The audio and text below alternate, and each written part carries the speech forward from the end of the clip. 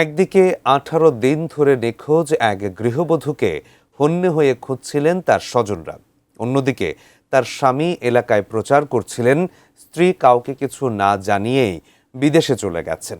কিন্তু পুলিশের জিজ্ঞাসাবাদে হঠাৎই বদলে যায় পুরো ঘটনার মোড়। শেষ পর্যন্ত বাড়ির উঠান খুঁড়েই উদ্ধার করা হয় স্ত্রীর মরদেহ। কি ঘটেছিল সেই রাতে, আর কিভাবেই বা সামনে এলো এই বীভৎস হত্যাকাণ্ড, বিস্তারিত জানাচ্ছেন মেহেদী হাসান। মৌলভীবাজারের রাজনগরে ঘটেছে একটি চাঞ্চল্যকর হত্যাকাণ্ড। গত 18 জুন থেকে নিখোঁজ ছিলেন 38 বছর বয়সী গৃহবধূ জায়েদা বেগম। তিনি কোথায় গেলেন, কি হয়েছে, এই প্রশ্নের উত্তর খুঁজতে পরিবারের সদস্য, স্বজন এবং প্রতিবেশীরা বিভিন্ন জায়গায় খোঁজাখুঁজি করলেও তার কোনো সন্ধান মেলেনি। এ সময় স্বামী আলমগীর আলী সবাইকে বলে আসছিলেন তার স্ত্রী কাউকে কিছু না জানিয়ে বিদেশে চলে গেছেন। কিন্তু সময় যত গড়িয়েছে ততই তার এই বক্তব্য নিয়ে মানুষের মনে সন্দেহ বেড়েছে। শেষ পর্যন্ত সেই সন্দেহ থেকেই শুরু হয় পুলিশের তদন্ত, আর ধীরে ধীরে সামনে আসতে থাকে ভয়ঙ্কর সব সত্য। প্রশাসনের হাতে, পুলিশের হাতে তারে সোপর্দ করছে এবং পুলিশি হেফাজতে থাকা অবস্থায় গতকালকে সে স্বীকারোক্তিমূলক জবানবন্দি দিছে আর কি, যে তার বউরে সে মাইরা তার বাড়ির ভিতরে এখানে মাটি পুঁতা রাখছে। উন্নত মানের কাঁচামাল আরআইএল অ্যাঙ্গেল এন্ড চ্যানেল, এখন কাঠের দিন শেষ, আরআইএল এর বাংলাদেশ। এই ঘটনাটা ঘটছে যেহেতু আমরা তো এর অবশ্যই বিচার চাই, কারণ আজ উনার সাথে করছে, কাল আমাদের সাথেও হতে পারে।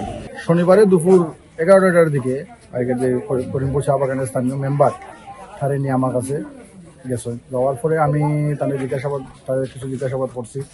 জিজ্ঞাসা করার পরে যে হে তার একটি স্ত্রী যে তার ওয়াইফে বিদেশ গেছে, কিন্তু তার কাছে আমি একটা প্রুফ দেওয়ার লাগে, এ কোনো ধরনের কোনো প্রুফ শো করতে পারছে না। আমি এই ইউনিয়নের চেয়ারম্যান হিসাবে আসলে আমি খুবই মর্মাহত, কারণ আমার বিগত 4.5 বছরে এই সর্বপ্রথম এইরকম এটা ঘটনা ঘটছে।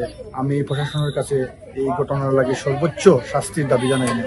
দীর্ঘদিন কোনো খোঁজ না পাওয়ায় গত 3 জুলাই নিহতের বাবা আব্দুল হান্নান রাজনগর থানায় একটি সাধারণ ডায়েরি করেন, যার ভিত্তিতেই তদন্ত শুরু করে পুলিশ। তদন্তের সময় আলমগীর আলীর কথাবার্তা ও তথ্যের মধ্যে অসঙ্গতি দেখতে পান তদন্ত কর্মকর্তারা। এরপর তাকে থানায় এনে আরও বিস্তারিতভাবে জিজ্ঞাসাবাদ করা হয়। শুরুতে তিনি পুলিশকে বিভ্রান্ত করার চেষ্টা করেন, তবে নিবিড় জিজ্ঞাসাবাদে এক পর্যায়ে স্ত্রীকে হত্যার বিষয়টি স্বীকার করেন তিনি। তার এই স্বীকারোক্তির পরই পুরো ঘটনার রহস্য একে একে উন্মোচিত হতে শুরু করে। আমাদের যে বনির জামাই যে আসিল, এ বলছে যে এ বিদেশ গেছে গিয়া, ও বলছে যে কাউরিরে না জানানোর জন্য এর লাগি আমরা কাউকে জানাই নাই। এটা আমরা বিশ্বাস না করিয়া কইছি যে তুমি প্রমাণ দেখাই তুইবে, তোমাদের এইটা না দেখাইলে আমরা এটা মানিয়ে নিতাম নাই। তারে পাওয়া যাচ্ছে না, ঘর তালা মারিয়ে বাগে গেছে। এই অবস্থায় তারে আমরা এই আইনের মাধ্যমে, প্রশাসনের মাধ্যমে, আমরা এই লোকেশনের মাধ্যমে আমরা তারে ধরছি আর কি। ধরার পরে এই তদন্তের মাধ্যমে বোঝা যাচ্ছে যে মারিয়া তার বাড়ির সামনে একটা ড্রেন কুদিয়া, আর ড্রেনের ভিতরে লাশ রে গাড়িয়া আর রাখিচ্ছে। এই রাখিয়া মাটি দিয়ে সিমেন্ট দিয়া, পাথর দিয়া, ডালাই দিয়া, পরে এই মাটি দিয়া আর এই যে জায়গাটা গাড়ছে এই জায়গাটারে আরবার 2-3 হাত উঁচা করিয়া রাখি দিছে, যাতে জিনিসটা বোঝা যায় না করিয়া, কোনো সন্দেহের দিকে পড়ে না করিয়া।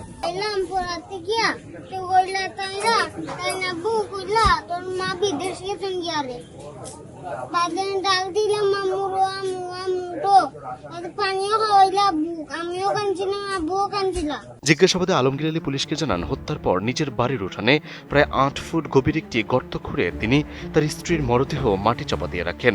তার দেওয়া তথ্যের ভিত্তিতে জেলা পুলিশ ও প্রশাসনের কর্মকর্তাদের উপস্থিতিতে ঘটনাস্থলে খনন কাজ শুরু করা হয়। দীর্ঘ সময় ধরে মাটি খোঁড়ার পর প্রায় 8 ফুট গভীর থেকে উদ্ধার করা হয় জাহেদা বেগমের মরদেহ।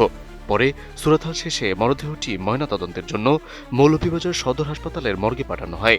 এভাবেই 18 দিনের রহস্যের অবসান হয়। তাদের সাহায্যে লাশ উত্তোলন করা হয়। সবাই দেখেছেন করার পর এখন সুরাতহাল রিপোর্ট করতেছে, এটা রিপোর্ট দেওয়া হবে। রিপোর্ট করার পরে আবার এখান থেকে কবর উত্তোলন লাশ আছে, সেটা রিপোর্ট আমি জেলা ম্যাজিস্ট্রেট স্যারকে পাঠাবো। মরদেহ উদ্ধারের খবর ছড়িয়ে পড়তেই ঘটনাস্থলে ভিড় করেন স্থানীয় মানুষ। এমন নৃশংস হত্যাকাণ্ডের খবর মুহূর্তেই পুরো এলাকায় ছড়িয়ে পড়ে এবং সৃষ্টি হয় ব্যাপক চাঞ্চল্যের। ঘটনার পরপরই নিহতের স্বামী আলমগীর আলী সহ জালাল আহমেদ, আমিনুল ইসলাম এবং নুরুল ইসলামকে গ্রেপ্তার করেছে পুলিশ। হত্যাকাণ্ডে তাদের প্রত্যক্ষ ও পরোক্ষ কোনো সম্পৃক্ততা রয়েছে কিনা সেটিও গুরুত্ব দিয়ে তদন্ত করা হচ্ছে, অর্থাৎ এই ঘটনায় অন্য কেউ জড়িত ছিল কিনা সেটিও খতিয়ে দেখছেন তদন্তকারীরা।